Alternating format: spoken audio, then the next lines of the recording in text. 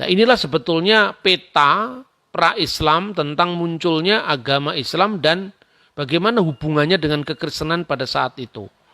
Kalau kita membaca di dalam kitab Kisah Para Rasul pasal 2, di sana sebetulnya ada pada saat pencurahan Roh Kudus yang terjadi pada perayaan Pentakosta Yahudi.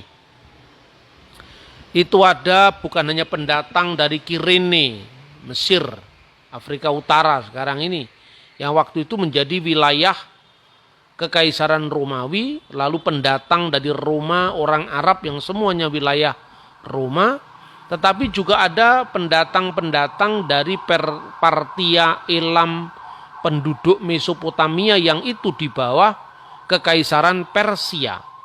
Dan di sana sejak awal sudah ada suku-suku Arab yang sebagian juga menganut kekristenan. Maka kalau kita runut sejarahnya, pada waktu konsili Efesus diselenggarakan di kota Efesus, sekarang ini Turki, salah satu perwakilan dari gereja Arab yang hadir itu dari daerah Elusa di wilayah Yordania. Nama uskupnya adalah Abdullah. Dan ini ada dalam dokumen sejarah gereja kuno. Berarti istilah Allah itu dipakai jauh sebelum zaman Islam, karena ini ada seorang uskup dari wilayah Arab di Elusa yang namanya adalah Abdullah. Dalam catatan gereja yang waktu itu semua tertulis di dalam bahasa internasional, saat itu dalam bahasa Yunani, itu disebut Abdilas, Yunanisasi dari kata Arab Abdullah. Kemudian kita mengenal juga suku-suku Arab yang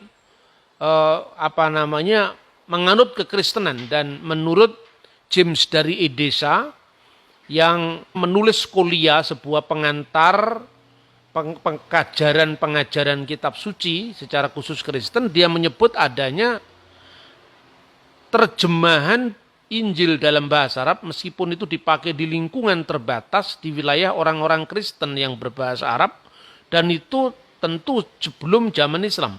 Karena Yakub dari Edessa atau James Edessa itu hidup pada abad ke-6, ya, akhir abad ke-5, abad ke-6, dan ketika itu tentu Islam belum lahir.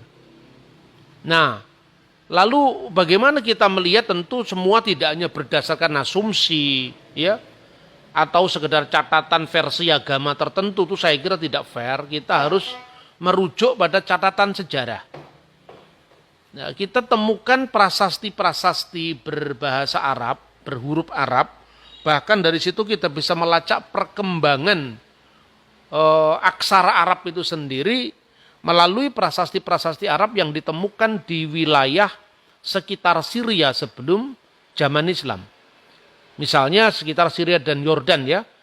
Kita bisa melihat petanya di daerah yang dinamakan Umul Jimal, sekarang ini wilayah kerajaan Yordan, tahun 250 Masehi, itu ditemukan prasasti Arab pra-Islam di sana. Lalu pada pertengahan abad ke-6 juga ditemukan prasasti Arab pra-Islam, dan itu justru di gereja. Jadi kita bisa melacak satu-satu sumber-sumber itu. Di sebuah reruntuhan dari gereja Ortodoks Yunani yang dibangun abad ke-4 Masehi, dalam reruntuhan gereja itu ada sebuah pilar yang dihiasi dengan tanda salib dalam bentuk segi 4 lingkaran, yang itu ciri khas dari Jerusalem Cross, salib Yerusalem. Bisa tampak di banyak sekali temuan-temuan yang bisa kita kunjungi langsung di arkeologi Yordania. Lalu ada bangunan Romawi zaman Kristen yang disebut Proatorium dengan tanda salib juga, yang menjadi ciri khas dari situs-situs Kristen yang terjadi sebelum zaman Islam, dan itu mengandung inskripsi-inskripsi yang ditulis di dalam bahasa Arab. Lebih jelasnya kita bisa membaca misalnya prasasti Umul Jimal pertama. Kalau Bapak Ibu selidiki prasasti Umul Jimal pertama itu huruf-hurufnya masih mirip dengan huruf Ibrani. Misalnya nulis huruf D, Dalet. Itu kebalik kalau dilihat dari sudut pandang orang Arab ya. Dal itu garisnya ke bawah, kalau dalet itu ke atas. Jadi itu bunyinya prasasti tertua ini yang berhuruf Arab, tapi huruf Arabnya itu masih mirip-mirip dengan huruf Ibrani. Itu bunyinya danuh nafsu fihru barsulai rabu dazimat malik tanuk atau malik danuk. Kalau kita amati ya, pertama dari sudut pandang bahasanya, hurufnya, aksaranya, ini pasti belum huruf Arab sekarang, tapi menuju ke bahasa Arab yang sekarang kita pakai. Terbukti dengan penulisan huruf-hurufnya yang masih mirip dengan huruf Ibrani. Lalu dari sudut pandang bahasanya, belum sesuai dengan standar bahasa Arab yang dipakai setelah zaman sekarang. Misalnya, kata danuh itu bahasa Aram, yang artinya inilah. Itu bahasa Arab sekarang hada. Kemudian kata nafsu. Nafsu itu kalau bahasa Arab sekarang maknanya adalah nafas, nyawa. Ya, seperti ungkapan yang terkenal dalam Al-Quran misalnya, kullu nafsin da'iqatul maut. Setiap yang bernyawa, setiap yang bernafas akan menemui kematian. Nah di sini kata nafsu masih berarti kuburan.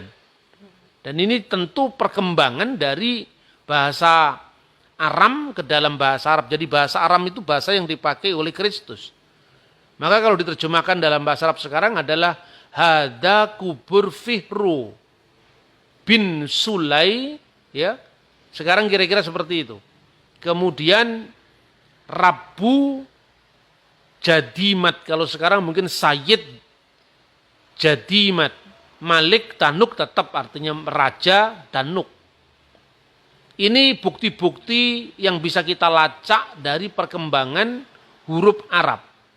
Jadi kata nafsu masih berarti kuburan, kalau sekarang ya hada al-kubur dan seterusnya. Tapi melalui sumber-sumber ini kita mendapatkan pengetahuan bahwa bahasa Arab itu sudah dipakai di lingkungan Kristen sebelum zaman Islam. Lalu pada pertengahan abad ke-6, medio abad ke-6 kita mengenal prasasti Umul Jimal kedua. Dalam prasasti Umul Jimal kedua ini huruf-hurufnya sudah mirip dengan huruf Arab sekarang. Misalnya menulis huruf alif, ya sudah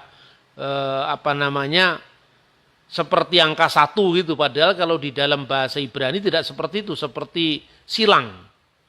Kemudian dari bahasa Ibrani Aramaik itu berkembang menjadi kod atau huruf Siryak. Nah huruf Siryak itu ada dua tahap ya. Yang pertama huruf Estrangelo atau Estrangela itu masih mirip dengan huruf Ibrani. Teksnya itu, huruf-hurufnya. Kemudian berkembang menjadi serto atau serta, itu sudah merupakan jembatan ke dalam huruf Arab sekarang ini. Nah teks di dalam prasasti Umul Jimal kedua itu menurut penemu enkripsi ini yaitu Enno Littmann dari Jerman tahun 1913 disebutkan bacaannya adalah Allahu ghaffara li ulai. Allah mengasihi keluarga Ulai. Jadi ini menunjukkan bahwa perkembangan bahasa Arab memang berasal hurufnya itu dari bahasa Aram. Dan bahasa Aram itu kemudian berdampingan dengan bahasa Ibrani dalam sejarah panjangnya. Ya. Kemudian siapakah Ulaih ini? Ulaih itu adalah anaknya Ubaidah. Jadi bin Ubaidah Katib al-Ubaid al-Lubani Amri tanabah alaihi min yakra'uhu. Semoga dipahami oleh orang yang membacanya. Jadi kalau kita lihat perkembangan dari prasasti Umul Jimal pertama tadi masih digunakan bahasa Ibrani, bahasa Aramaik bar. Bar yang artinya anak. Dari kata bar itu muncul misalnya Bartolomai menjadi Bartolomai.